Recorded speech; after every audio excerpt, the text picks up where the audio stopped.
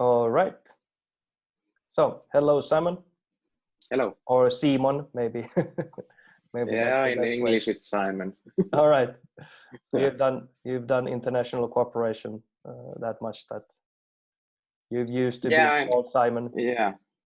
I'm a part of quite many online communities, and it's been Simon online. But if it's work with Swedish people, then it's Simon. Mm-hmm. Yeah. All right. So hello, and Hello. glad to have you here. And could you maybe introduce yourself briefly? Who are you? Yeah. What you work with, and so forth. Yeah. Yeah. So my name is Simon Koivumaa, and I used to work as a class teacher in a bilingual school on the border of Finland and Sweden. And after that, I worked as a class teacher in the city of Espoo, where I got interested more in ICT in education. And besides my work, teacher work, I held many teacher trainings on how to use ICT in education. And also, I was part of a team in the city of Espoo who developed new uses of technology.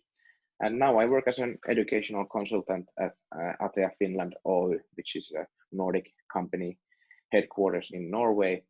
And we help cities and municipalities in adopting different technologies and services, and also help them, of course, to use them and train them on them. All right. And if we look back a bit to how was this spring 2020, changes came through the COVID-19. Can you maybe tell us a bit more? What have you experienced during these times, and maybe how has that affected your ways of working, and what kind of experiences from the field have you gotten? Yeah, well, the first thing was, of course, quite a shock for many companies and educational sector, of course, because you have to suddenly do everything in distance, and many cities and also companies didn't have any services to use to do this thing, do these things in distance, and that was quite a big jump for many. They had to learn the new things quite quickly, and it was also quite sad to see that some municipalities hadn't or really had any user experience in like Teams and Google services in education sector. So that was quite a lot of work to get those new systems up and running, and training the teachers, and of course the students also, because they hadn't used really maybe just only one computer in the school. So that was something that was a big job for us to help the schools through this difficult time. Mm-hmm. Yeah, and I also think that something that from many companies' perspective, and also schools, of course, is that when you quite quickly jump to distance work, you maybe start filling up your calendar with different kind of meetings, because you want to show, if somebody's looking at your calendar that you're really active and you have meetings. But then you forget to have maybe small pauses in the workday, and those are quite important, because those small talks that you have, for example, in the office or in the teachers' lounge, those are the small things that maybe create big ideas and innovations. You start to talk about something that maybe seems quite small, but then maybe it grows quite fast into something that you then use with your students, or in companies you create something new around that. So that's something I myself noticed to be missing, those small talks, creative small talks, and of course when I talked to teachers, they saw the same thing when they used to go to the coffee break and throw out ideas on what to do next lesson. Those things really almost totally vanished.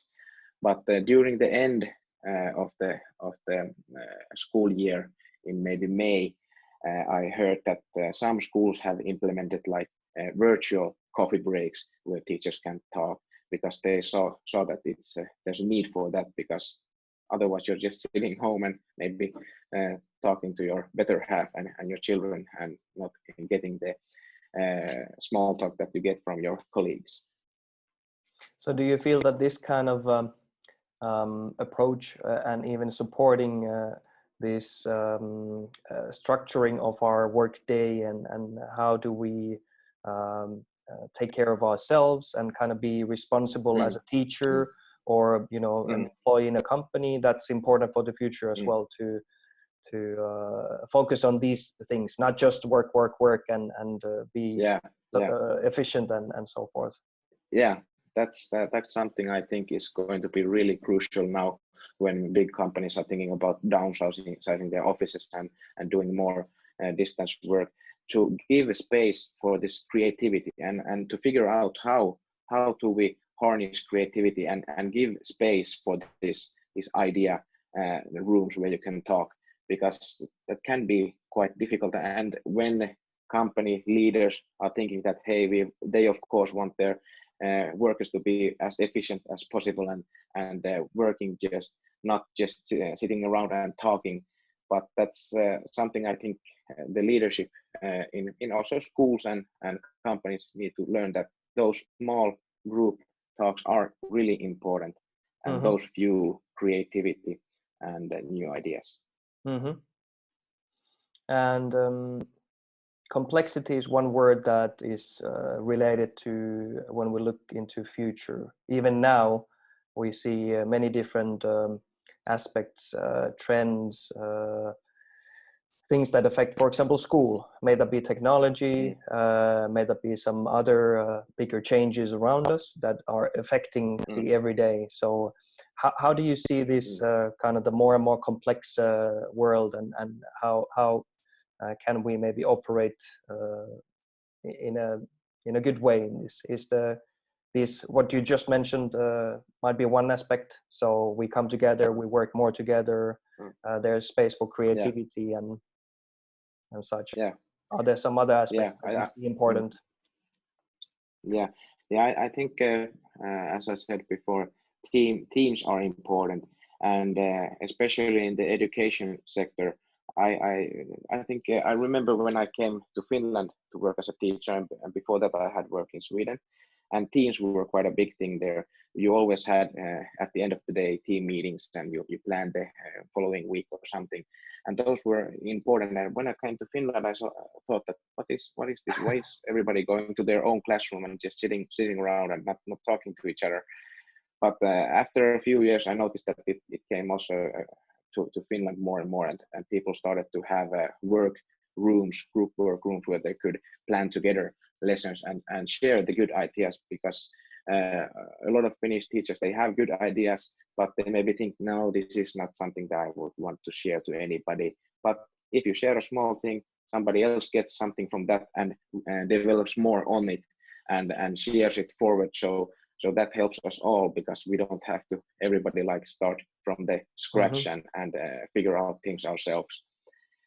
And of course, thinking about complexity, it's many times we try to take too big chunk of material or start with a too big setting. So it would be good to cut it in smaller pieces, and through that way it would help I think, because of course, and if you have your team, you can give some tasks to others, and through that way get big projects done. That's especially important now when we have in Finland this monialainen oppimiskokonaisuus, which many teachers think that, oh, it's scary. We have different subjects together, and we have to have cross-curricular activities. And they think that it's a big monster that it's really difficult to get at and start working on.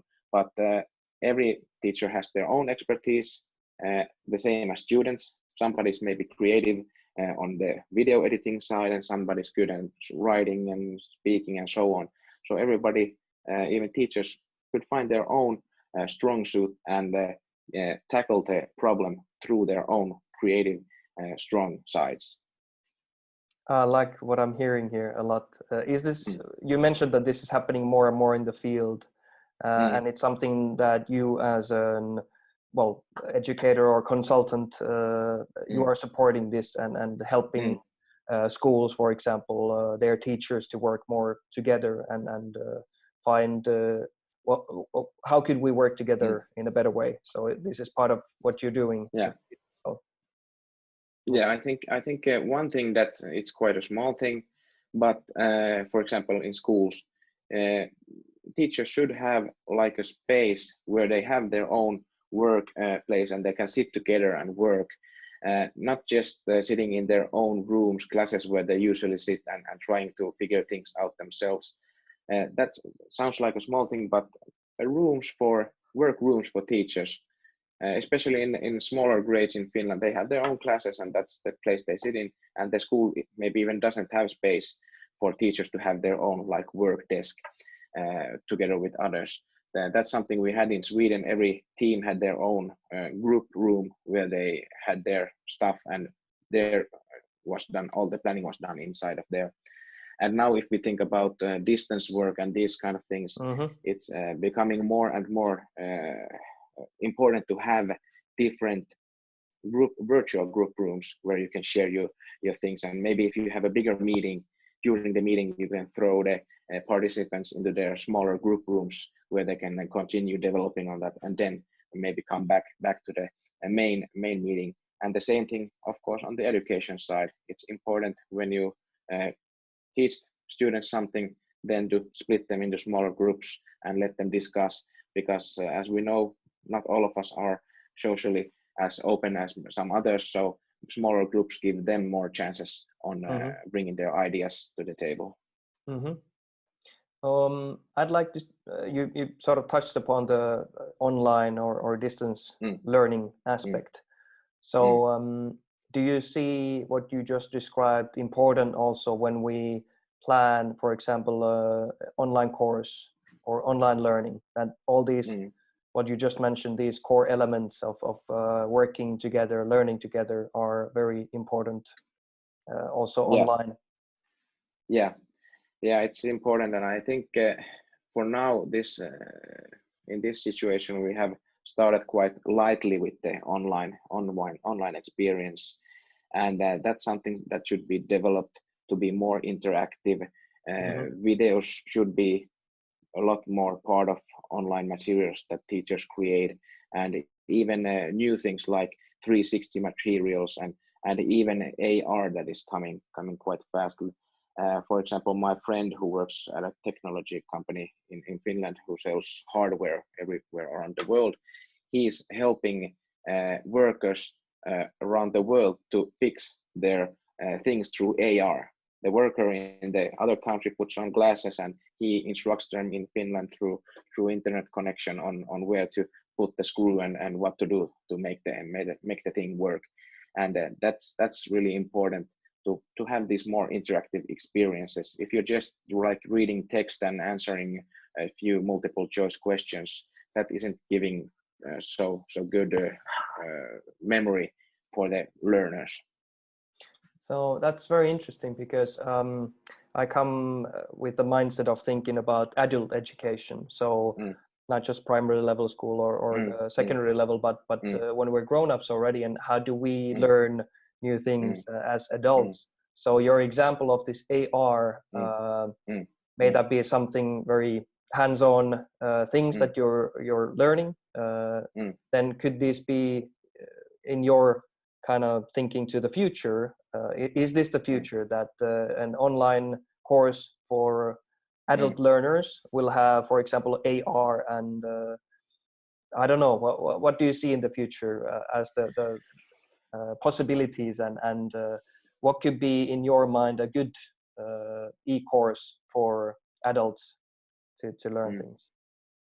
Yeah, I think a good e-course should include many different kinds of media, and of course the students should be able to a little bit guide the course to the way that they want it to have to be. For example, if their strong suit is, for example, writing text, so then they should be able to do that and write text if they want to. But if there's somebody who likes to do a podcast or something related to the thing that they want to learn, that should be also the possibility.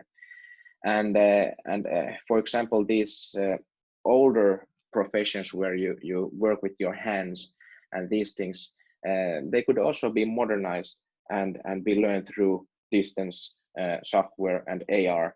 For example, I'm just thinking about like woodworkers or bakers or something like this. You could have really amazing things if you had like AR glasses, and you would get the information all the time when you're working. You don't need to like have a break, go to a computer, read some kind of text. You could be hands-on all the time and still be learning, and that way things could be much quicker. You could learn stuff much faster and save time, and that way maybe get your degree faster. Mm-hmm. And of course, if you're learning hands-on all the time and somebody's giving you instructions either beside you or through these new technologies, it gives you much better understanding of the thing you're learning.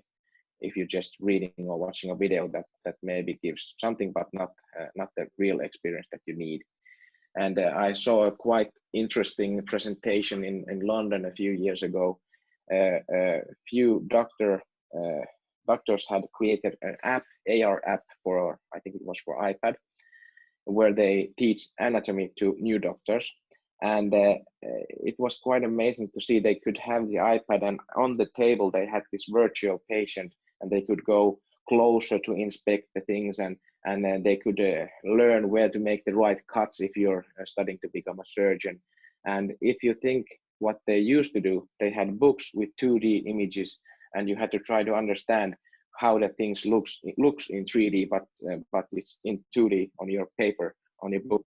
But now you could have like this 3D AR experience, and you could inspect the heart, for example, and make different cuts and see how the heart is composed. So that was really amazing to see. And the same thing, of course, I'm hearing already now for engineers that are studying to become pilot mechanics. So they have this AR experience. They can blow up an engine and see the different parts. They don't themselves have to rip the engine apart. They can go in the app and see inside of the engine how the stuff works, and maybe better find the problems and quickly find the problems when they understand the insides of a mechanical engine. Wow, I'm interested to explore these possibilities. I'm thinking as an adult educator, how soon do you see it possible for someone like me to have the possibilities, or will this become a mainstream thing? For example, AR, that any of us at the moment we're creating, for example, websites. We can do that with different kind of tools. WordPress is easy to use and so forth. But this kind of technology that you just described, will this be sort of mainstream, and all the different kind of online courses will have this at some point, this kind of possibility? I'm quite sure that it's going to, if we're thinking about 2035, it's going to be a big part, because already now I'm seeing that websites like furniture sales, you can in the website open and watch how the furniture looks inside of your home. It's already now in those things like shopping. So it's going to come quite quickly, and almost every device supports it nowadays. You can just hold it, but it's still like a bit weird to have your device in front of your face and trying to figure it out. So AR like glasses and these kind of things are going to fuel it quite a bit more, because then you really get the experience that you're inside of the learning environment, instead of just holding a device in front of you and trying to imagine that you have something on the table, even if there isn't anything. And then of course, besides AR, AI is going to have a big part for teachers. There are already now companies, for example, in Finland also, that are creating software for teachers to help them and guide their students to the right direction. For example, it was a few years ago, this Finnish guy was presenting an app. It was mainly for like ammattikorkeakoulu. I don't know what it's in English. Applied sciences, I think that's the schools. So it was a system where the teacher could input that, hey, we're trying to learn like economics now, and then they just input the subject and what the target was, and then the system would guide the students to the right direction. And if it saw that somebody already knew a lot of about something, it directly guided them to another direction, so they didn't have to listen to something they already knew. And this is something also we are seeing in like curriculums these days, that if you have already knowledge about something, you don't need to spend time learning it again. You just show that you know it, and then you continue to the next thing and concentrate on the things you want to learn more about. So AI is going to probably be a big help there to help teachers guide the students to the path that gives them the quickest learning experience.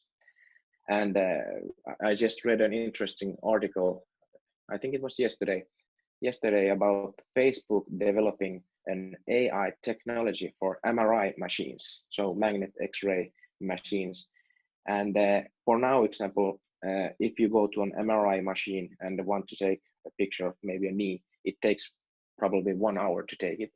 But through AI technology, they can cut it down to just minutes.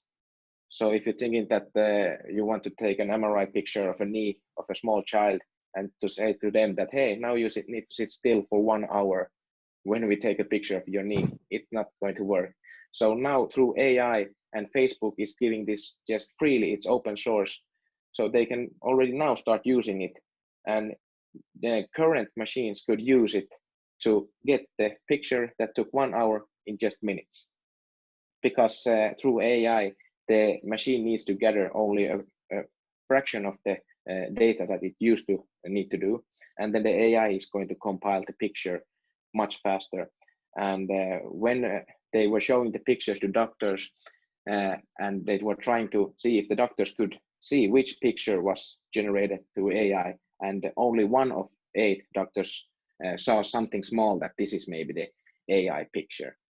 But that's like amazing to hear that just open source software for current machines can help cut the time from 1 hour to just minutes. And it would help with so much, because lines to X-ray machines would cut to much shorter, because the thing wouldn't take much longer anymore. And that's why I think, for example, if you're studying to become an X-ray nurse or something like this, the knowledge of computer science is quite important for you, because these kind of computer science things are helping their profession to evolve to a new state. So if you're thinking about 2035, I think a lot of professions are going to have new aspects involving AI and of course then AR. Just like regular stuff like bus drivers or something like this will probably have someday help of AI to help them maybe take their route faster, or get the customers in faster, and getting the payments. So that's something that's also going to be a big thing. Very nice, very nice. I want to kind of take your example of this MRI to online courses or distance learning. And what do you see at the moment, maybe the sort of that is slowing us down, or a bottleneck or challenge when we try to do distance learning? Is there something at the moment kind of stopping us from doing maybe a better job?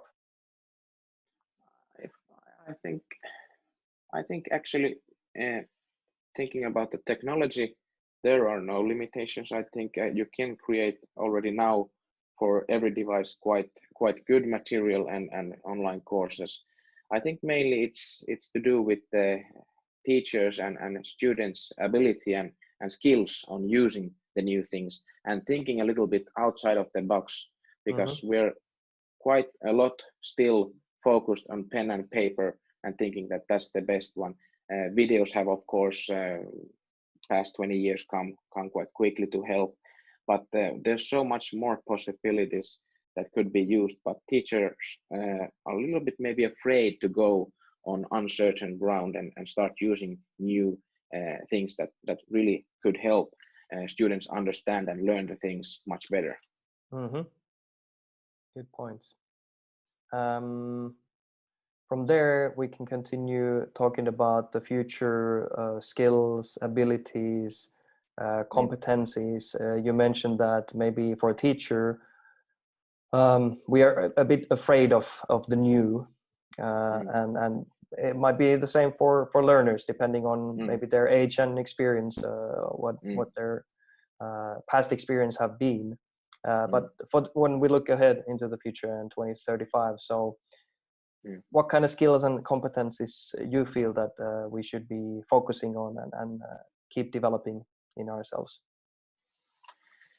Yeah, I think social competencies are of course important, because that's something that's really difficult for as a teacher or a nurse or doctor.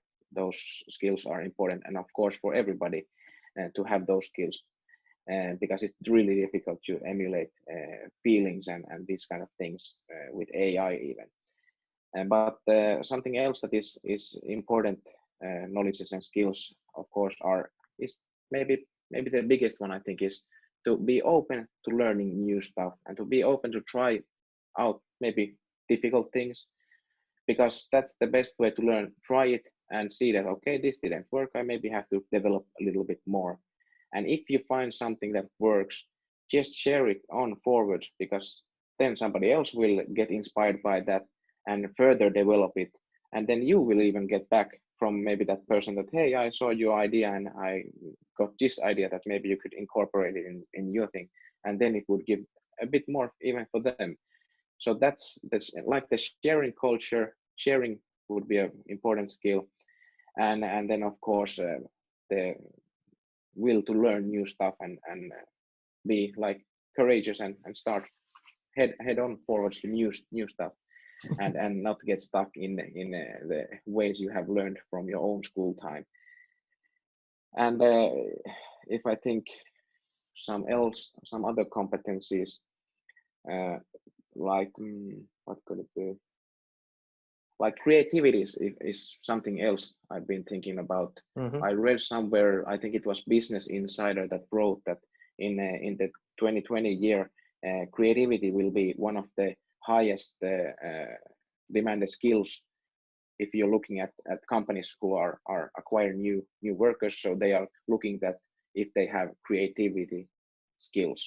So that's important to do things more creatively, not just being in the old habits and writing and just thinking outside of the box. It sounds a bit cliche, thinking outside of the box, but that's something you need nowadays, because there are so many different channels you can sell products if you're a company, and so many different ways to get the attention of people.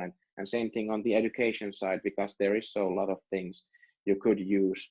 So it's important to think that, hey, maybe this old history assignment I have done, maybe this could be somehow done through, I don't know, maybe even like TikTok or something. Give it a little spices through TikTok to get the students interested.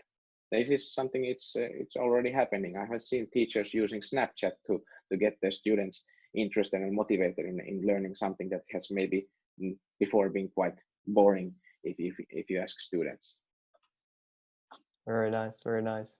So can we, from what you explained, if we're able to help people develop these keep on developing these competencies in them, so that they can act as creative with creative minds and so forth, then how do you see kind of the vision or the scenario for 2035? So when we come to learning and education, so do you have some kind of vision in your head that putting all these things that you just mentioned together, and how do we see the future?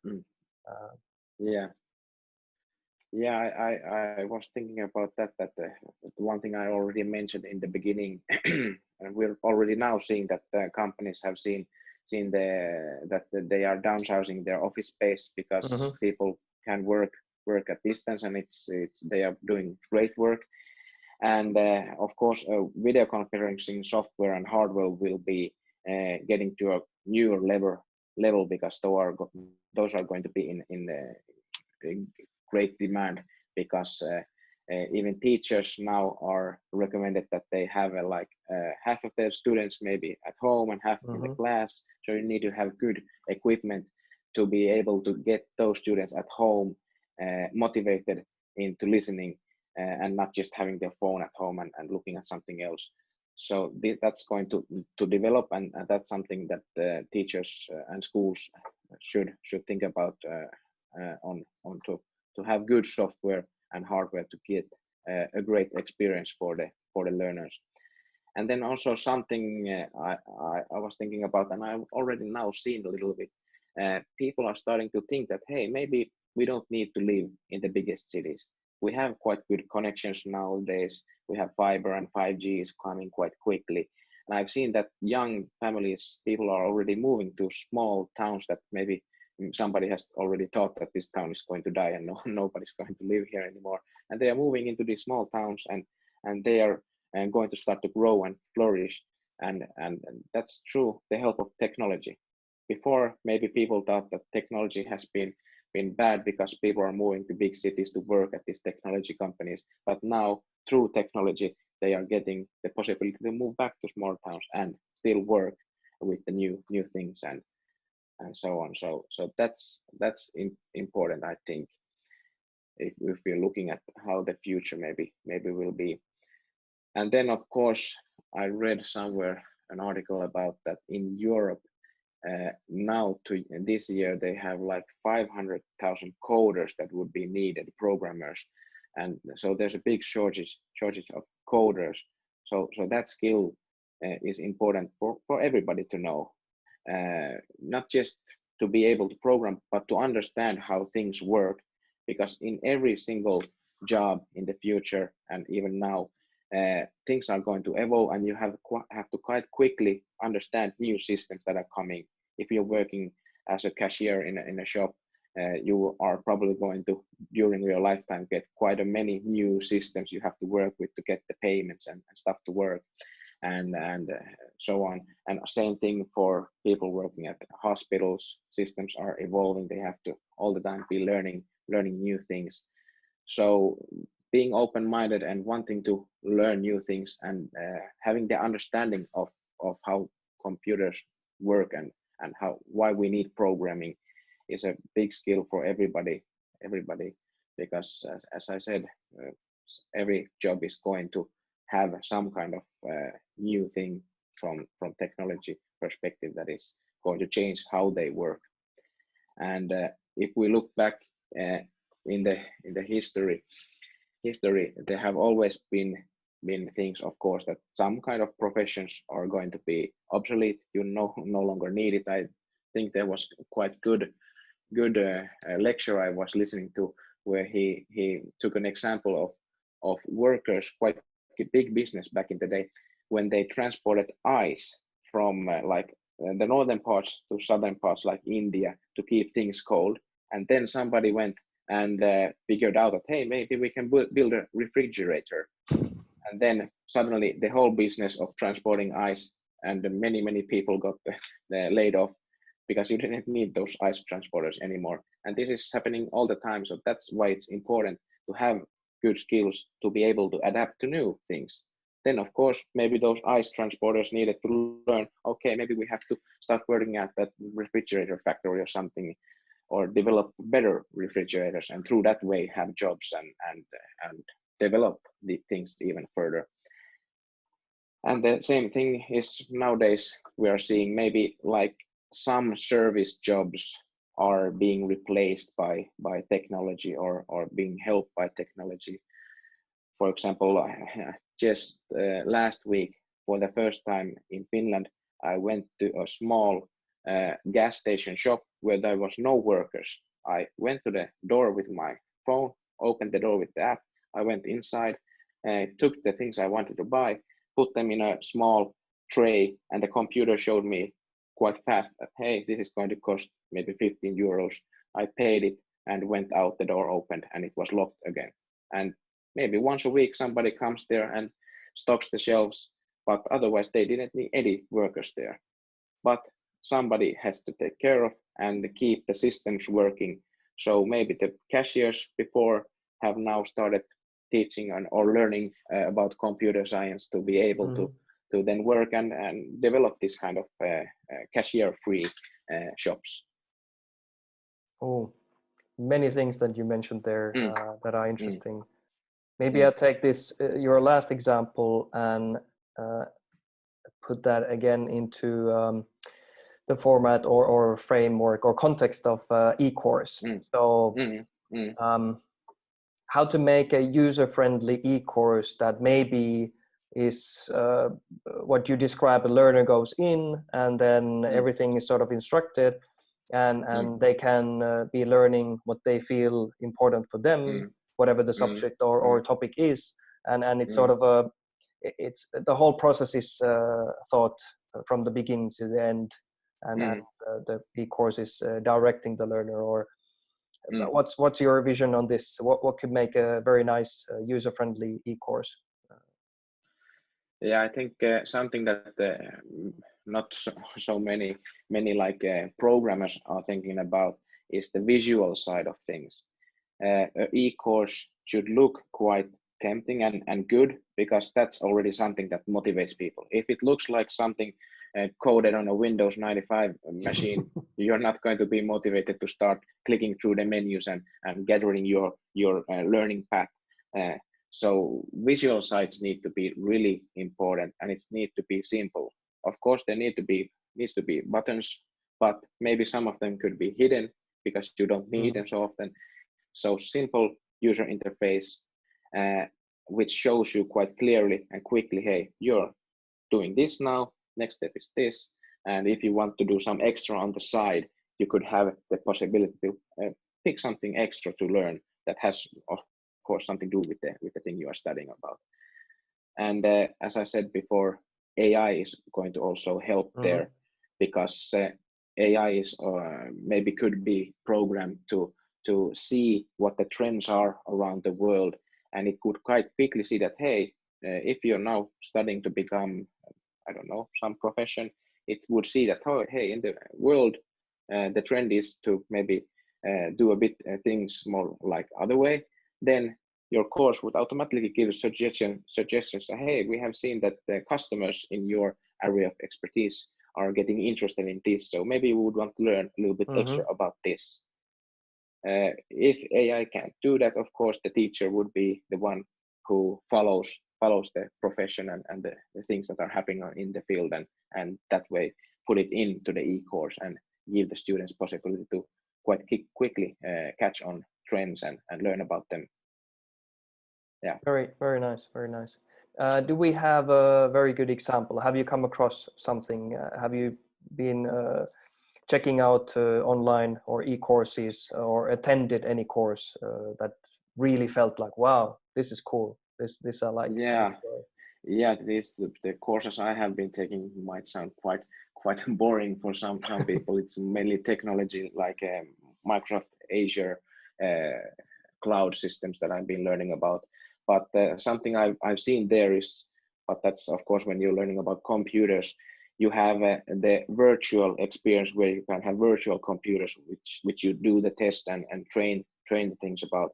But of course, if I would be learning about something physical, it would be interesting to have like an AR experience or some way, some virtual experience on the thing you are learning about. And then I saw one interesting, I was learning about in a learning platform for Apple products, and they had quite interesting thing.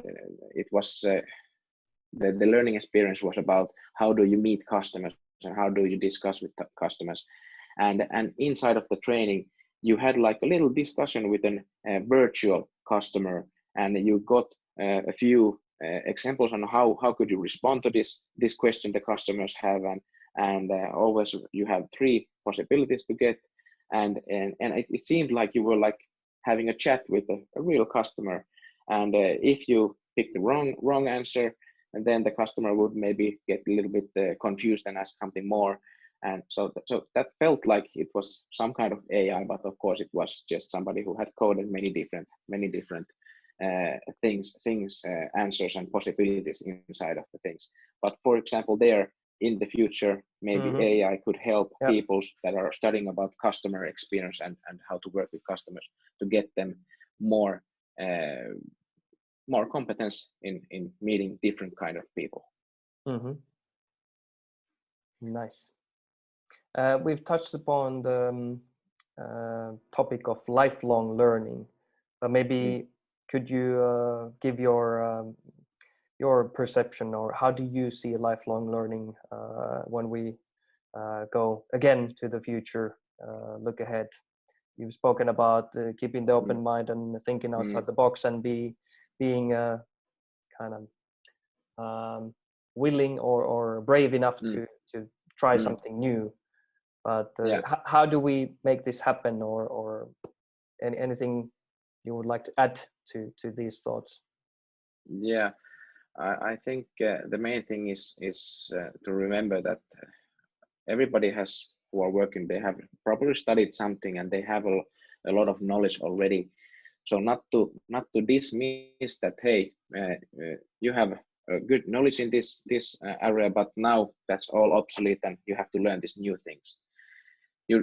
That's going to make the people quite hostile and angry, because they have learned this stuff and now somebody's saying that you don't need it anymore.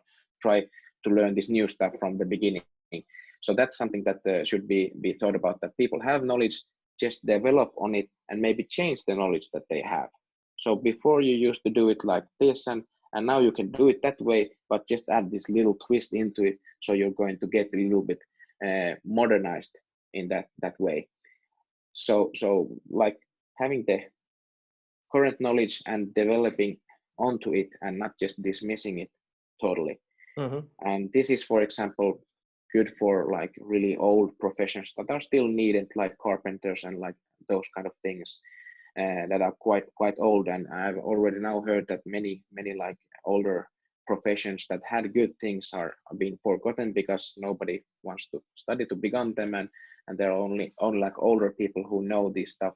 So it would be good to have the old knowledge and just to modernize it and share it, because then maybe that old profession or something had some small things that could be used in another way in new workplaces.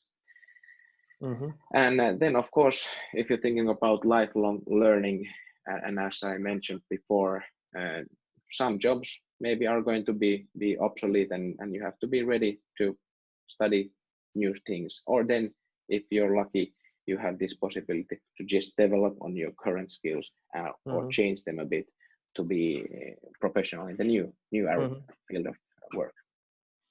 And this has been the way when you're working with teachers, for example.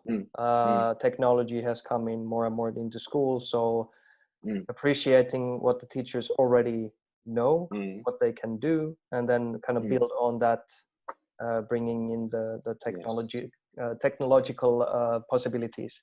Is that the way you've been? Because that's true, because they are the experts in their fields.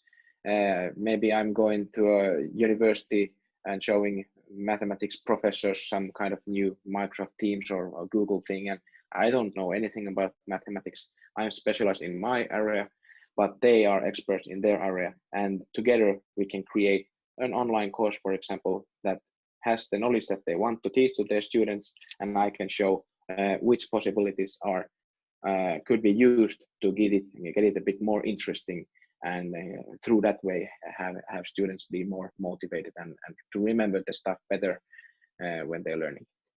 So and that's a nice example of a teamwork that you mentioned, that experts from different fields come together, and together we can make things better, more interesting, and serve the purpose, whatever that is. In a better way. And also I just had an idea there that when I'm many times when I'm showing something and I'm giving like an example that you could use it like this way, and then there may be somebody who's raising up their hand and ask that, hey, that's quite nice, but I teach physics and this hasn't anything to do with my area of expertise. But if we start discussing a little bit, we can find that, hey, yes, your expertise is in a different field, but the same thing that we just showed for like language teachers could be used in your field of expertise this way. And then they're like, that's quite a nice thing. I haven't thought about that. That's really like thinking out of the box. That's a comment that I have many times gotten, that, hey, quite nice that I didn't even think that things that language teachers used to do could be also incorporated in the physics that they are teaching. Very nice example. Hopefully more and more in the future. Well, this is what we've been discussing here and now, that we see this as the vision. Is there something that, yeah, I had just one more idea there, that's something that I see or hear sometimes, that teacher in the upper schools grades, they think that teamwork really doesn't matter, because why would they what would they gain from sitting in a room with a PE teacher and they are themselves teaching mathematics? That why should they sit together? Why should they plan something together? But with the example before there's always something you can learn even from the PE teacher if you're teaching mathematics, and vice versa, they can learn something from you, and you can quite nicely create good whole like cross-curricular activities that help both areas where with mathematics and PE. Very nice. I sent you a long list of questions before this talks here. Is there something that we haven't maybe touched upon and you would like to share, something that you've thought and think that would be good to mention also?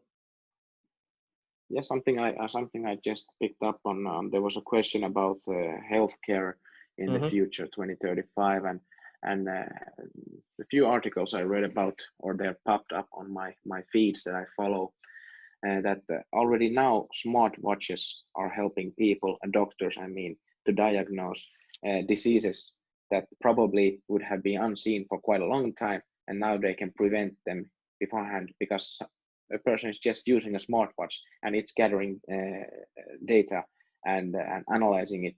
And then this is quite difficult in Europe, but in the States where they have different laws, already now the smartwatch and the phone is sending this information to their doctor.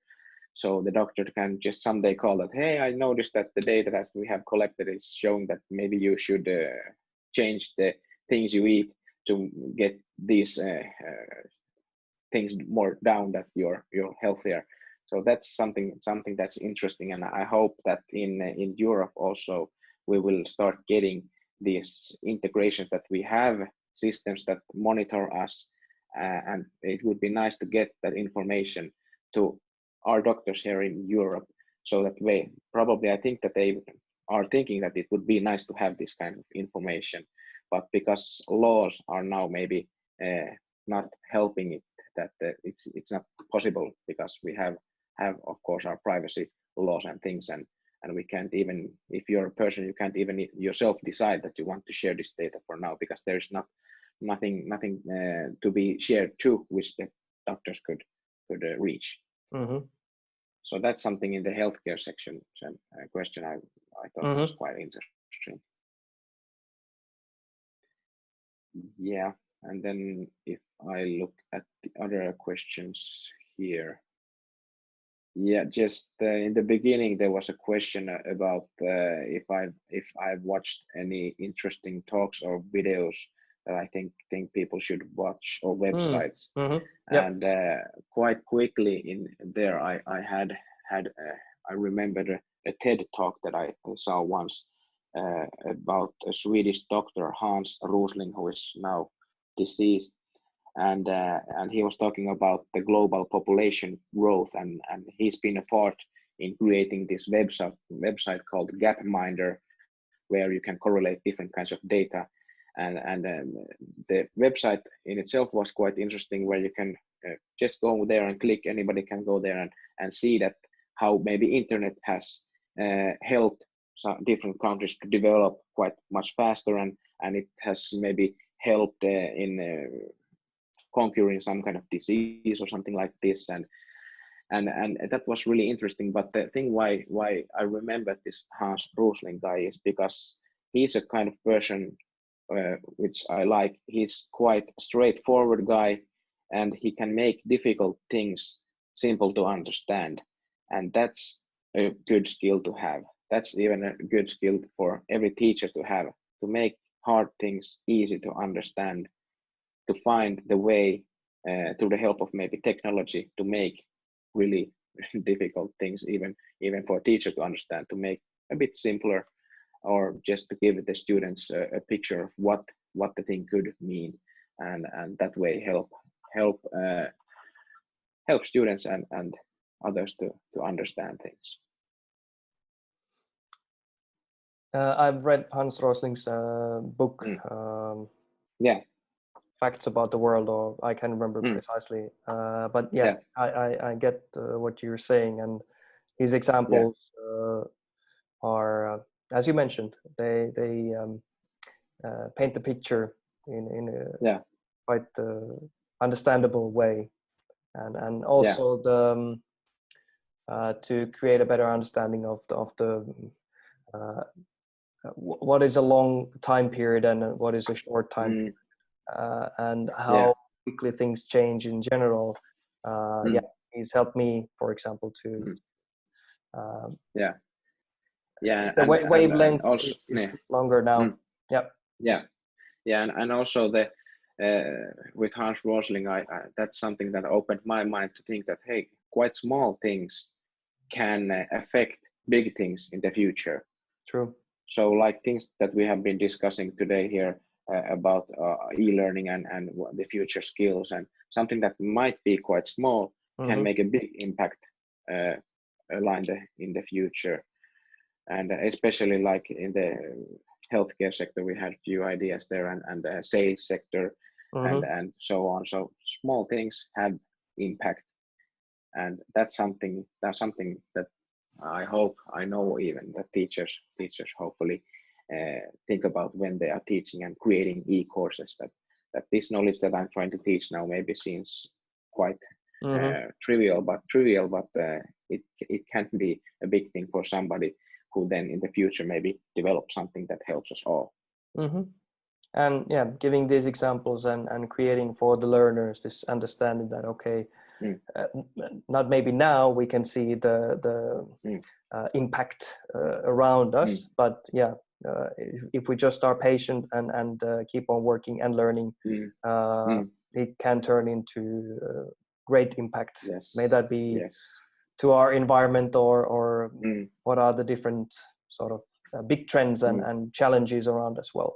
So and I like what you mentioned about the where do we live. So I've heard many projections to the future that the mega cities, they will just keep on growing, but your idea or actually what you've noticed is that people have started now to move to smaller places. So that's something interesting. Will that this trend keep on happening because of e-learning or online working possibly?